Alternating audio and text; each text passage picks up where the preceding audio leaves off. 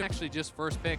And this time they're first picking Udyr, which to me, it's so Chemtank Udyr is pretty strong right now as a jungler, but it's not something that you need to first pick. There's no priority on this champion at all. So they could have just left Victor up, got first pick Victor, unless EG was willing to ban it instead of the Karma. Then if they ban it, then you can take Karma first. You can still get the Udyr later. So I've got to say, unless they're trying to do something really weird and tricky and it's like somehow a top lane Udyr, I just don't get how you're getting value out of being on blue side when Udyr is your first pick.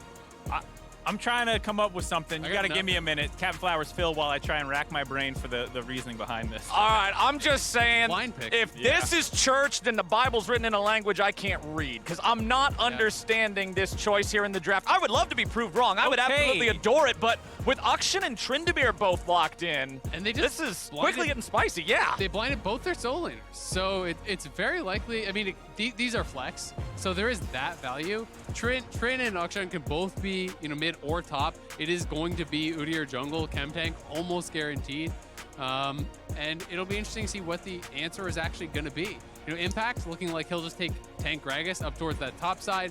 Whether he's against the Tryndamere or the Akshan, you can stack armor. You could be okay with that. I wonder if Zven will go like a Ziggs here. Yeah. And because if I was EG, I would immediately be banning out some of the AP farming bot laners like Ziggs. That is obviously the one that has been played the most from competitive, but Swain as well as Veigar are also quite popular in solo queue. So if this is me, I'm banning Veigar and I'm banning Ziggs, but instead they're gonna go for the Yuumi, which I think is kind of interesting. I think one other way to potentially think about it is like you just don't care about your 5v5 when you take Akshan and Tryndamere together. Yeah, but Ziggs enables the split push. Yeah, but you can also just never group anyways. And if they're going to stack armor, let them stack armor. They're going to do it anyways, most likely for the lane matchup a little bit. And you just ignore the Gragas and hit turrets and minions anyways. So that's my read on why EG might not want to ban the Ziggs, because otherwise I agree. You think you'd get rid of this one super obvious thing. Well, we've got the Twisted Fate banned out from C9, so they're saying we've already got both of our solo laners. We don't want anything that can easily affect those side lanes as much, so they don't want Jojo being able to pilot that. Will EG ban out the... No, instead it's going to be another Enchanter, so double Enchanter support ban in Phase 2 for EG. It's really interesting. I've got to say I'm pretty surprised. I mean, maybe, to me, if you're banning Yuumi, you're expecting like a Jhin. That pairing is really, really popular. It could also be something like an Ezreal. But I do think banning out things like Ziggs is so strong because it allows you to actually punish their mid lane with your 5v5 as EG. If you have a Ziggs that's just perma wave clearing, then Tryndamere can just split push forever, and that is something that they have to worry about.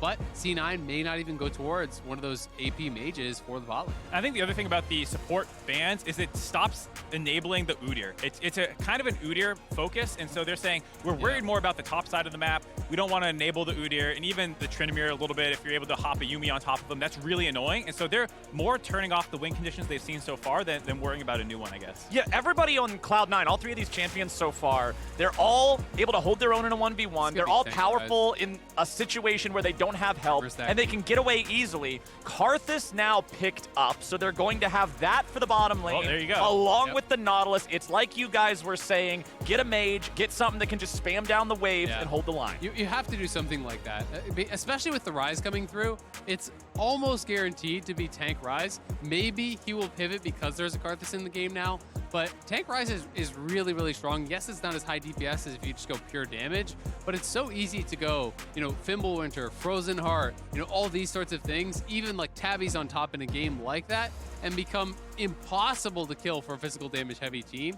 Gragas is obviously going to be stacking armor here too. Braum is going to be relatively tanky, even high value for Tabbies for someone like Inspired. So armor still has incredible value here for EG. The Karthus coming through does kind of put a bit of a wrench in the gears because you have to pay respect to that ultimate cross map and also just the massive zone of AoE that you can put out in a team fight. Yeah, it's a little bit different than the Ziggs in the sense that the Ziggs has a little bit better wave clear and in your... A lot safer wave. A lot safer as well. But the Karthus, you could argue, is a little bit better for enabling the side laners because while Ziggs can technically huck his ultimate across the map, it's kind of easy to get out of. And realistically, people are not going to get hit by that. Karthus ult, you're getting hit. There's no way around it unless you have a stopwatch or something. Well, I mean, Cloud9's draft is very derivative from what a lot of people would have been expecting coming into this third game here. Plenty of split push power. You've got Karthus and you've got Nautilus to try to hang out together and stop the tide, but everything from EG looks very traditional. Yep. Yep, EG is playing pretty straight up. I do think the Ryze gives you a splash of side lane to answer the Tryndamere because you have to have something that can be going out towards the side lane. Early game will be answered by this Gragas. Once the Ryze gets some items, he's going to go to the side lane and just answer this Tryndamere. You have really good wave clear. You can go this armor stacking build that makes it so hard for Tryndamere to actually punish you. I think this is a super hard comp for C9 to execute into what EG has drafted. I just straight up think EG's comp is way better. The scaling, from Danny in the bot lane, the side laning for Jojopyun, I think is almost impossible for a Tryndamere to punish, and you have really good engage there as well. So C9's pretty much all in on 1-3-1, and you better hope you get ahead. So one thing that I do want to point out here, because I talked about it a little bit in previous games, is we do have three of our solo laners actually, with no teleport this game. Darshan with Ignite, Fudge with Ghost, Jojopyun with Ghost. Zven, however, does have a teleport, so there will be 1 versus 1 on the TPs here. Also, first strike on Karthus. A lot of times when you see this, it means he's going to be pressing R on cooldown to farm money. Yeah, it's a part of the kit that you don't see talked about enough with the first strike. A lot of times it's poke, so you have to activate it first. But you forget that for 3 seconds afterwards, I believe it is, 10% of your damage gets converted into extra bonus damage, and post-mitigation damage, and then you get that in gold once that 3 seconds ends. And so Karthus can actually just spam R, get a lot of gold over the course of it while increasing his own damage.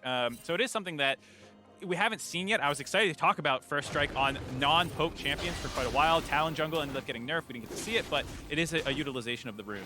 I will say, fully spamming it does get a little bit weird because it's like, that's a long cooldown. It's like a 2-minute cooldown here. So you need to save it at least somewhat for kill pressure. And Darshan's going, full on Akshan solo queue style, Ignite, PTA. You're playing to not allow this guy to get XP. And this is how you have to do it. You have to kind of really get at him. He's zoning him off experience right now. So if we could click on impact, if the observers are hearing me, that would be great to see if he's actually getting experience off those melee minions, because that is really what that first wave play is about. And the one thing that I want to point out, too, I love the fact that EG was aware, okay, it's a top laner with Ignite. It's the fact that he's playing Akshan. He's going to go for some sort of cheese, so make sure you're ready to protect Inspired if the red buff gets sieged early. And I'll be honest, Cloud9 look like they're getting slammed in this series. And I think this is a throw the playbook out the window. Let's do something crazy. Let's force them into these non-normal game states and see if we can pick up a win through split push. Because as a team, EG is way more coordinated than us. They're better in the 5v5s, and we just need to do something different rather than just draft another straight 5v5 team comp. Plus, guess what? Tryndamere is a top laner. Fudge will have experience playing that. If you're new on role swap, he looks very proficient on Victor and Corki, but you're probably focusing on learning those champions that you think are going to be most popular in the meta first. So when you're getting targeted in bans, it can be more difficult. So this is a champion that he will have a lot of experience on. It was pretty popular around Worlds last year. It was very popular for a while in solo queues, so definitely know he's going to have games in on it. And honestly, beyond the early laning phase, you move out to side lanes anyway, and then you're literally just playing top lane. Speaking of solo queue experience on it, as Fudge takes a little trade there, I was checking quickly. I did not see Zven with any. I didn't see Zven with any Karthus games. They have the read on this though. Braum is coming up here. They'll see if they can kill Impact. They gotta kill him before he gets 3. Yeah, Impact is trying to keep alive on this one. He goes for the body slam and flash combo, but it is first blood over to Cloud9. Blaber's gonna get tagged up, and Vulcan gets the follow-up kill. Darshan with the flash away, barely survives being chased after by Inspired. 1-for-1 play. It's worth, but it's not that worth, to be honest, because the problem here is that Darshan didn't actually get that kill, and you're really trying to abuse this matchup. They do deny a lot of CS, and it's a horrible first buy for Impact, so that is good. He's going to be down some experience as well, but remember, he is not playing TP, so he has to take this long walk back to lane. But I like the aggressive move, because if you're playing Ignite top lane, you need to get the TP out immediately, and looking for a dive like this can be super effective. Yeah, and it's unfortunate on the bot side that Karthus Nautilus is not going to be able to punish the Jinx left alone as kind of the opportunity cost for covering that dive. But you saw Azael move onto the map, drop a couple wards in the bot lane, make sure the Karthus will be kind of safe against the Xin. Now, especially with the flashes down, so many flashes burn to actually get in range for that one cleanup kill. I'd still say net positive play for C9, and a better start to the game than we've seen so far, because in the first 2 games, it was basically losing since minute 1. Yeah. I mean, this was a really good play still, right? Because he had to base with 3 CS, and it just means you don't really have a lot going for you. I think he had Futures Market is probably the only way he actually was able to. Yeah. He got assist money as well. He got assist money as well. Obviously you have some passive income, but he was able to afford the tier on 3 CS, so probably had Futures Market, I guess. Either way, is avoiding a total disaster situation. Right. But if Darshan can now pin him in this lane, he has a much better buy, really start trying to punish Impact. It's the second base that you really punish these TP top laners on. So we'll see if they can get back up there and get a kill on Impact, shove in the wave, bounce it, and really try to extend the advantage for Darshan, because if this stays in parity for the next couple of minutes, Darshan's not going to get enough out of the lane. Yeah, I still think it's interesting how EG is responding to this. Vulcan's been very proactive with his double buffs, moving around the map, and this is what you kind of want to do with the low-pressure lane that you're playing against. Don't necessarily just sit at turret and chip it down. You're more worried about this side lane getting enabled, and so Vulcan trying to get involved. What's really interesting to me is what's going to happen at 6. Is he going to be able to get up there? Because all Zven has to do is press R to help with these dives in the future. Yep. Bottom side here. Hook comes out from Isles. He'll only make his way onto Vulcan there. Danny's still just fine. The wave gets shoved up. You can see once again, Blaber's going to look for this top side. Impact is far forward. He has no flash. You would think this would look pretty easy for Cloud9 to pick this one up. Darshan comes jumping in on through with the grappling hook. Fudge is making his way over, but Jojopyun's joined up in the fight now as well. They'll only put damage onto the Tryndamere, and it does not matter. Darshan picks up the first kill of the game for himself. That's really, really big. Getting the kill there. We'll see if he wants to try to full shove the wave and reset. Or if he's actually just going to try to hold it here. Looks like he is just trying to hold and deny. He won't be able to spend with this answer, but it will deny some more CS. There's a lot of range minions there, so he can hold a full freeze if he wants to pull it to the brush. He's also up on XP, so C9 do get back up there. They're going to be feeling really good, and this is the time in this lane when you're playing against an Ignite top laner where you really start to feel scared, because Impact has no TP, you're still down flash, and you know his Ignite has come back up. Yeah, we see Fudge getting a pretty good trade on the Jojo here. Oh, he's going in. Lane. He's got ult still. Okay. Never mind. Ghost. Not going all the way in. Yeah, he got the ghost.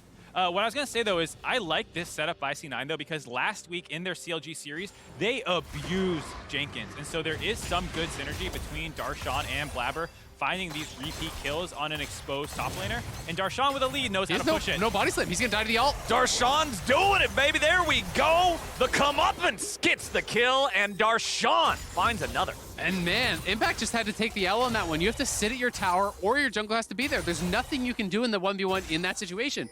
It's like I said, that is the most dangerous point in the game right there. We have no TP, no flash. He has ulti, you do not, and he has Ignite. You can't be on the same screen as Akshan, or he's just going to run at you. And in this place, it looks like Darshan probably started this by baiting him, thinking he was actually recalled. So he's hiding in the brush. You see that long-range hook shot. Impact used his body slam early. There's just no way out of this. Full charge ult. You're not near minions. You're not near the tower. That's going to be a kill every single time. And Darshan is way ahead now. 20 plus CS, plus the 2 kills. The buy for Impact is horrible. And we just saw a Flash Force mid on Jojo, who just lost his Ghost as well. Blaber's Flash is coming up soon. There's a potential here for a Flash gank on the mid lane to try and get the Tryndamere going as well, because you have Darshan online. No one's really going to be contesting your Akshan too well right now. If you can shut down the other part of this split push threat in Jojopyun, if the Ryze falls behind, you are unanswered in side lanes the rest of the game. I mean, this is going to be really exciting now. C9 has a real shot in this game to try to pull this series back. As Impact, you just don't get to have fun this game. You know, you just have to accept it. You're playing for experience pretty much in this point now. You're not playing for gold anymore, but they are going to rotate their bot lane top. They're going to try to take Herald, and they're going to try to break the laning phase here, put Darshan in a situation where he can't just bully this guy forever. Jojo's walking up the river. Blaber waiting nearby. He wants to come try to contest here with this Rift Herald. The eye is opened up. Blaber still looking at it. There we go. It's going to be secured by the side of EG. Blaber can't get any closer. EG has 5 men top. That means their bottom lane turret is going to get pressured for free by C9. You can feel C9 wanted to go there. They wanted to get Blaber to flash jump on top because Karthus bot lane can still contribute. It's not a straight 4v5, and so they could have gotten the best of both worlds if they could have contested that while farming bot lane, but they just didn't quite have the angle because they got the shove in top lane for EG, which made it a pretty free Rift Herald. This does work out pretty well, though, because they leave Danny top. They actually TP Impact down towards bot, where the Karthus can't just bully him. Darshan has not been spotted yet, though. If someone comes over here, this could be, you know, big surprise to try to go for this play, but no one is on this side of the map. His entire team has left him. They're all gone. Darshan's just hanging out, man. Is he going to go once the wave is dead? I mean, this is getting a little bit weird. I guess he's just soaking experience. Yeah. He's just getting minion XP. He's like, all right, tower's dead, but I'm gonna be chilling here. You just have to hope you don't get spotted on the way out. Camouflage lasts forever. As long as they don't walk right next to you there in the brush, he's cool. Does he kill him? It's actually hilarious if he kills him. He's going to go for it. Is this really going to work? Oh, he's doing it. Darshan? He's definitely going for it the split second. He's hoping the other recalls have finished, and we won't know if they have. Danny flashing away. C9's bringing him back up to their own. Isles is here. Here comes the first strike from Karthus. Danny's gonna die to comeuppance, tries to heal through it, it doesn't matter. Inspired being locked down, 1v3, double kill Darshan. It's the long gone secret agent Darshan camping out in the brushes there. Comes away with a double kill on the 300 IQ play. Waited till the last second there on the recall. And we were showing the graphics earlier of how old school these players are playing back in 2015 and Like whatnot. some lane swap tactics. I was about to say, do you remember the Ackerman sitting in the brush forever? Yep. That is a straight callback to those old lane swap tactics. You sit in those brushes. These newfangled kids, Danny, they don't know about Back this. in my day, I used to Back be in happy my to get day. 1 minion of experience in a whole game as a top laner. And now Darshan not having to worry about that. He's eating good today. The ulti channeled up. Inspired knew Danny was dead, so he's just trying to escape. But with that Karthus ulti plus his charged ulti, both the kills onto Darshan, he's huge. Look, man, I might have said during the draft that if this is church, I can't read the Bible. Well, I'm a Skarner player. Of course I can't read. Just have I to see it am to believe. loving the fact that this is working so well for Cloud9 because they completely flipped it upside down like you said. This is so derivative from what we would expect in this draft and in this game, and it's led Cloud9 to a 2,000 gold lead 11 minutes into the game. I mean, this is an insane position for Cloud9. Looking at it from EG's perspective, how do you slow this down? Because no turrets have been broken yet. Still 11 minutes in. It is a 2K gold lead. We'll see if they can make a play here. Man, they're looking for Jojo, and they're going to find him real easy there. He's already dead, but it is a 1-for-1. Make it 1-for-2 almost, but not quite. Blaber barely gets away. Super Mega Death Rocket going to be intercepted there by Isles, and Vulcan manages to get it with a Winter's Bite at the last second. Impact is mad. He's going after Tryndamere. EG brings this game right back into their own. We was just talking about what EG can do. Well, 5v5s is what your team comp is going to have the advantage in. Yeah. Karthus' ult was not up yet, so even though he's still doing his farming Karthus strategy, that was legitimately not in your advantage. And they just ended up so close to the turret. There were not great targets for them to focus down, and you get to see how dangerous it is for C9 to pick even man fights. Yeah, they're kind of lucky that Vulcan is the one picking up these kills, I will say. He's got a couple of kills there for himself, but yeah, going in here onto Jojo. But a lot of EG members were in the area and do a pretty good job actually buying time. Impact, body slam, flash, ults to spread him out there, and Inspired is just going to work here with that Braum passive constantly being reapplied. Mega Death Rocket comes through.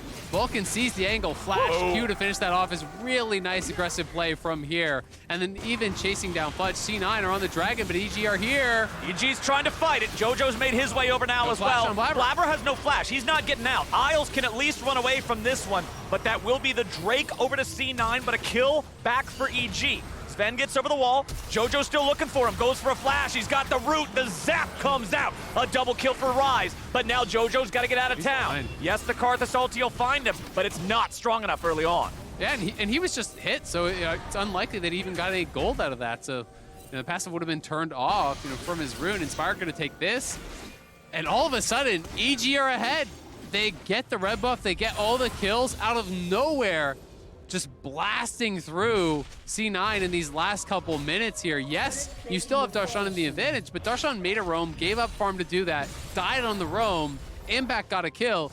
Impact's not so useless in this game anymore, and Jojo is going to be able to answer everyone in the side lane. I would actually guess he has more gold than Darshan at this point. Okay, he's down 150 or so, but like he can easily answer side lanes at this point now. And C9 basically have kind of like lost control completely. We see a dive coming in too now on Fudge. Okay, Fudge, let's see if he can get away from it. Inspired jumps in, Wind becomes lightning, not finding the target, neither will the fissure. Fudge lets them know. Good try, fellas, good try. Now, even though he escapes, remember, it's not like he can save the tower as easily. EG will continue just clearing out the last bit of the minion wave, and Danny goes to work there on the turret. There are no plates left, they just fell, and that's the green light for EG to take their second turret of the game. And this was what I was kind of saying about not being able to take turrets for Cloud9. The map is still relatively constricted. Like, you want a really spread out map where EG is kind of pushed in a little bit more, but they're fine right now. EG can actually control a lot of these waves, not every single one, but they are not struggling to move around the map. The fact that they could get behind Fudge there for a potential dive, force him off that turret, like, they are in a decent position. I'm really just waiting to see if Jojo is going to go Fimbulwinter second. Everfrost Tabbies, if he's going towards armor stacking, I think C9 really loses a lot of their options in this game because I just don't think that Akshan or Tryndamere can pressure an armor stacking Ryze in the side lane. You have infinite wave clear, you have so much mana. A lot of your damage is scaling through the maximum mana, so that Frozen Heart Fimbulwinter build becomes very, very powerful, and it's just really difficult to actually punish that. Plus, it's so easy for him to guarantee that he gets the immobilized with the point-and-click Rune Prison to get the extra shield from Fimbulwinter as well. Ranged champions do have that limitation that it can't just be a slow, it must be a hard immobilize. But for Ryze, it's not a big deal. So Jojo, keeping this itemization up, will keep checking in on it as the game moves forward. Still dead even in terms of gold. Cloud9 have multiple players here in mid lane. Isles flashes in, he finds the hook, but it's only onto Vulcan. Wind becomes lightning, Isles loses some HP.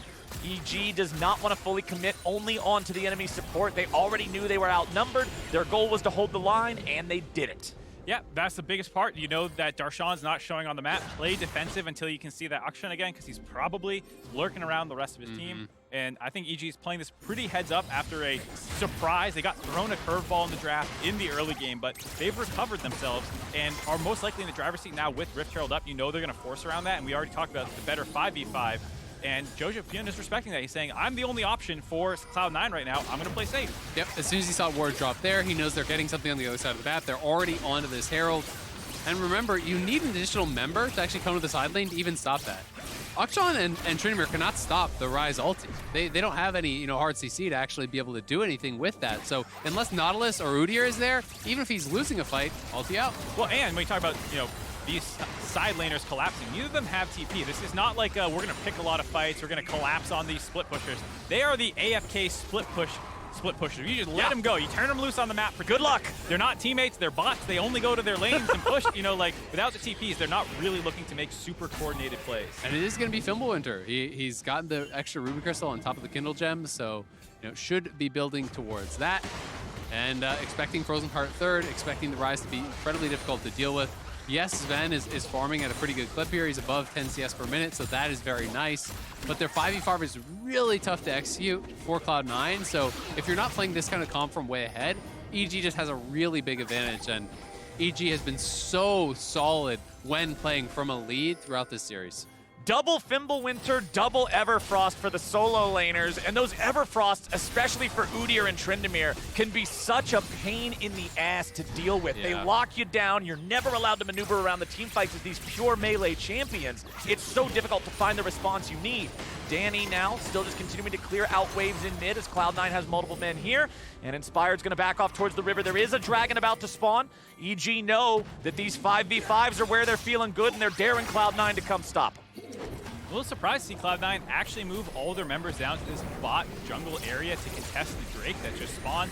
Rift Herald's going to give them mid-push. They're going to get this for free, and they can fall back onto that dragon. I would think that Cloud9 would be spending this time split pushing, but they're actually looking to contest this objective. Yeah, I think part of the problem is Cloud9 has no vision. When you look at the minimap now, they've lost full control. What's their furthest forward ward? There's one here. There's like one down here. They got nothing, right? You can't split push when you can't see past mid. Isles is already getting jumped on. Super Mega Death Rocket flies out. It won't find the target, so Isles is still alive. Danny and Inspired now have to deal with Fudge going towards them. Inspired's going to be focused first. Darshan going after Danny, but he gets away with the Gale Force. Fudge still in the Endless Rage, trying to get some sort of a kill anywhere. Inspired now running away, but he's stuck in the middle of 4. He cannot get it. Cloud9 lose 1 but kill 2. The Drake is still alive now as well.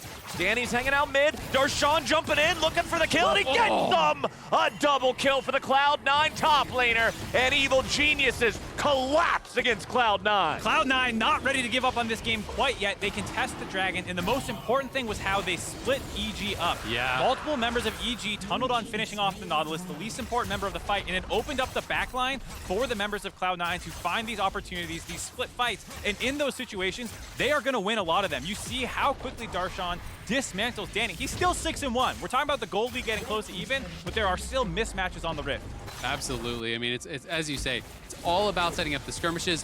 Fudge here on one side. They're chasing Isles up here, but multiple members from EG are down on the bottom side, and you get a 2v2 between Danny and Inspired and Darshan and Fudge. The two solo laners are going to win that. Danny is in full-on retreat. He does escape, but he's not really able to contribute a lot to the fight. And despite Inspired doing a commendable job kiting around, slowing, using that Gore Drinker to live as long as possible, he does get chased down. And just great use of the camouflage mechanics there by Darshan. He ends the fight, or so Danny thinks, ends the fight, finishing off Inspired, and he sneaks right back through into the lane and gets another cleanup kill on the back end of that fight, bringing the gold lead pretty heavily into their favor. They've also started dropping some of these turrets now. Oh, look at Karthus. Holy moly, man. We didn't even talk about him in the fight, but low-key kind of won it for him, right? With the ultimate and then the fact that he was in that chase down sequence on the other side of the fight while we were tunneling on the solo laners. You still got to respect the Karthus. Well, that's kind of who the solo laners bought time for, right? Yeah. And that's why it's so important, is that when Karthus is not threatened, he can get that much damage out. When Danny and Inspired and these guys are spending their whole fight running from Tryndamere and Akshan, well, gives a lot of time for Zven, and he made the most of it there. He has the Shadow Flame completed now, so a lot of flat pen. That is just scary. a smart build to go. When you have a lot of physical damage threats, guess what kind of boots you're going to see? You're going to see the metal boots here across the board. 4 Ninja Tabbies coming through, and it's going to be armor stacking on top of that. So you go for flat pen boots, flat pen on the Shadow Flame, and you're going to do really a tremendous amount of damage. Cloud9 now has the opportunity to take down another Tier 1 turret here in the bottom lane. They're working towards what you guys were talking about, opening up that map, making it so they can pull EG around and make them play their split push game instead. Inspired chasing after Isles, looking for the kill here. Super Mega Death Rocket finds it that time, and Jojo's the one on a rampage. Now Blaber and Zven are rotating over. Darshan does not get caught out, still just trying to hold the wave up here in the top side. Tier 2 turret under pressure. The minions aren't going to last much longer, so EG can't get this one just yet. The next wave is pretty far away. Yeah, good job by Cloud9 finding the pickoff in the jungle and kind of playing around Jojopyun, moving resources around him. He's the strongest member on your team, and just making sure that if you have more men around, hold on. Well, speaking of having more men around, Jojo tries to get away. Everfrost onto 2. Fudge keeps on chasing, he still gets the slow. Jojo's running away to the rest of his team. He will stay alive. I can feel the gears grinding in C9's head. Like, do we pull the trigger on the Karthus? Is he going to die? Will we get him? End up not shooting that one out. I believe it's off cooldown, so could have used that for potential cleanup, but I think they just knew that he was a little too tanky to finish off. Yeah, and with the Braum coming in, Braum has Locket and Guardian, yeah, right? So that would have been easily enough to probably protect him. And it is a very long cooldown, so it always hurts to use and not get anything from it. But, you know, some big completions are coming through for C9. We talked about the Shadow Flame. Deathcap third is absolutely, I think, the right choice here. You don't need a Void Staff in a game like this. No one's stacking MR. Quick Blade's always going to help you chase down. You know, as that Tryndamere, resetting your cooldowns off of those crits does give you the ability to chase down these members. And Stormrazor plus Rapid Fire is a really popular side laney / assassination type build for Akshan because you have so much move speed, and now the slowdown with this allows you to get this upfront burst, this big slowdown, and really just help finish off those kills fast. Fimbulwinter now done for both of the solo laners. It just completed for Impact on the side of EG. Jojo also going towards that Frozen Heart as the third item, just like you were talking about earlier. So effective against all these physical damage, attack speed heavy champions on the enemy team. Karthus the only one not really impeded by that one. So more and more pressure on Zven as this game moves forward to contribute a lot of the overall damage when they do have to do these team fights. I really like a lot of the itemization choices this game. I think people are actually being very smart. I think Bloodthirster third for Danny makes a lot of sense. Yeah, IE is great, but there's a lot of poke damage coming through from something like a Karthus ult. If you don't have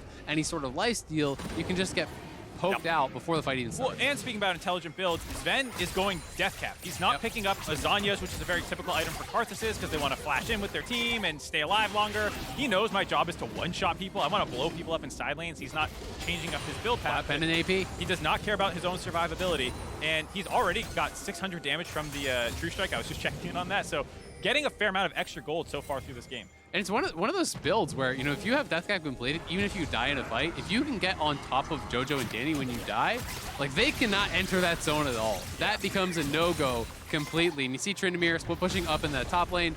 Fudge trying to take this down, but Jojo is up here, and we'll see if he can get the chase down. He's got the root, looking for a little bit more, gives him the thumbs up, lets him know. Fudge running away. He's popping the ghost. He wants nothing to do with this, but Jojo can run just as fast. A 4v4 in the bottom side river at the same time. Nobody's going to be taken low in that one just yet. Fudge going to start channeling the TP back. Well, not a TP, a recall. Super Mega Death Rocket tries to interrupt it, but it won't find the target.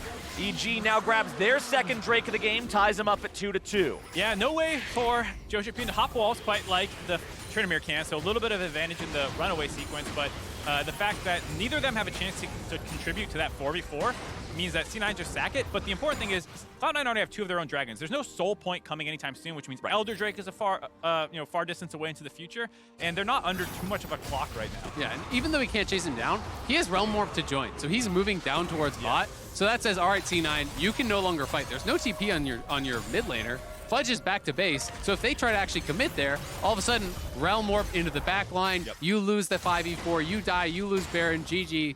So it does get them that dragon from the pressure, and we'll see how heavily they want to commit to this, because Frozen Heart is now done, and this really is that point where it starts to feel like Ryze cannot be hurt, and he has so much flat mana that his damage is still exceptionally threatening. There's no way Karthus can go to the side lane to answer him. Like, that's just not what the comp is, so it's going to be a lot harder for Darshan and Fudge now. Gold graph shows a little bit of red there for a very little while, but among mountains of blue, my friends, Cloud9 commanding the lead in most of this game, and compared to the previous 2, that's very impressive. That's exactly what I was about to say. Like, that might look like a bit of a scary gold graph. It's up, it's down, we're having a close game. The other 2 were not close at all, so much better position for Cloud9, and from here, how many people can really say exactly how to play this game out optimally? I do think it means that there's not a huge team advantage for EG in terms of their cohesion and things like this. Okay, Realm Warp ends up getting the flash out of Zven, so Karthus not having that escape mechanism anymore. Again, coupled with the fact, like you said earlier, there's no Zonias on him. Zven gets caught, he's done. And honestly, even as an offensive tool, it's massive, because the way you team fight is by positioning as the Karthus, right? And having that flash, often if you are going for a fully committed 5v5, allows you to get in there, die in an optimal spot, and get massive amounts of damage out with your passive. I mean, it is also really important in the idea of Baron forcing, because without the TPs for Cloud9, like, they have to actually collapse and run across the map, and if Karthus can't kind of flash in and force people off Baron and maybe lead to some cleanup kills in a long chase down sequence, it's actually a lot harder to stop them from just brute forcing the Baron, because it takes so long to get the waves up to the bot lane turret to really be in a position where if EG do move to Baron, they actually need to worry about losing their base. Let's see what Cloud9 can keep doing with this split pressure. Fudge level 16 here on the Tryndamere, the highest leveled character in the game. Impact 13, Jojo 15, Darshan 14. Fudge's Tryndamere working on that third item still. Has the Gale Force, has the Quick Blades, like you already pointed out, for those extra cooldown reductions, extra chasing potential. But man, these guys are getting tanky on the other side. He's going to have to be able to continue to find that way into the backline, find his way onto Danny, find that valuable target there, or just be able to sack the team fights like we looked at the last Dragon, saying we don't want to play that at all, who cares, run it down that side lane. I think Jojo is also even just going Force of Nature, so he's just going to get some MR to actually deal with the Karthus burst. Additional move speed on the item there too. And it's just all about playing side lane, answering sides, setting up for 5v5. EG want to play this slow and steady. They want to fight once every 5 minutes at a dragon. Whereas Cloud9 have got to find scrappy fights, 1v1s, 2v2s, 2v1s. These are the kind of things that they're looking for where they can find an edge. And I would love to see Cloud9 start using the camouflage on the Akshan to shadow the Tryndamere if Tryndamere's ever moving up the lane. That is totally sacking pressure on one side of the map to make that play. As we see another Realm Warp. Oh, and here's Zven. This is what we're talking about. If he's caught, he's dead, but no! He gets away. They missed the last overload coming out. Oh, the locket! Oh, and the locket saves him. Impact can't guarantee it either. C9 defends. Everybody stays alive. Man, Inspired really messed that up. He actually saved him with his ulti. He knocked him away. I think he thought he must have had the challenge on Karthus, but he did not. So instead, he knocks him right to safety. That would have been a guaranteed kill on the Karthus, and they committed quite a lot to that. That's the flash, the TP, the ulti, all from Impact. So maybe you can 5v5 now at this next Dragon if you're C9. Darshan's off to the side. Oh. They're looking to see if they can catch C9 here. Blaber goes in early. He's going to take a lot of damage. Already down to half HP, and he's about to get stunned up. Cloud9 is struggling in the 5v5. Zven dies in a good spot right on top of everybody else. Azael's gonna be taken down next. The ulti might find two. Vulcan goes first. The burn on Jojo is burning him away. EG still 4 men alive. Darshan, he's trying to cut them off, or at least cut the wave, maybe. EG has so much time. Darshan goes in. Darshan goes down. C9 collapses, and it's EG with the ace. EG undefeated through the tournament, sweeping Cloud9 out of it. What a final team fight. That is all it took. Despite all of Cloud9's hard work, the game will end in under 30 minutes. EG keeping their promise alive. Gonna see if they can keep it in the finals, happening just tomorrow. There's a quick turnaround time for this team, but they look incredible so far through lock-in. And I really love the adaptations from both teams in Game 3. It was Cloud9 who said, all right, this will not be a traditional game of League of Legends. We're gonna put you through the solo queue ringer. We're gonna do Tryndamere. We're gonna do Udyr. We're gonna do Akshan. But the response from EG, the early roams from Vulcan, the response from the bottom lane as a whole, including Danny, to be able to rotate around and make these 5v5s happen, EG had a plan for this. They responded.